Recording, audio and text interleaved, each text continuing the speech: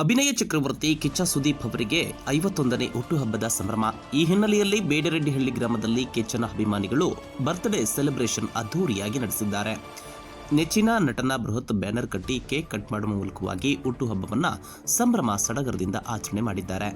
ಇನ್ನು ಇದೇ ಸಂದರ್ಭದಲ್ಲಿ ಅಭಿಮಾನಿಗಳು ಸಿಹಿ ಹಂಚಿ ಪಟಾಕಿ ಸಿಡಿಸುವ ಮೂಲಕವಾಗಿ ಕಿಚ್ಚನ ಪರ ಜೈಕಾರವನ್ನು ಕೂಡ ಹಾಕಿದ್ದಾರೆ. ಪ್ರತಿ ವರ್ಷವೂ ಕೂಡ ಈ ಒಂದು ಗ್ರಾಮದಲ್ಲಿ ಕಿಚ್ಚನ ಅಭಿಮಾನಿಗಳು ತಪ್ಪದೆ ಹುಟ್ಟುಹಬ್ಬವನ್ನು ಆಚರಣೆ ಮಾಡುತ್ತಾ ಬಂದಿದ್ದಾರೆ.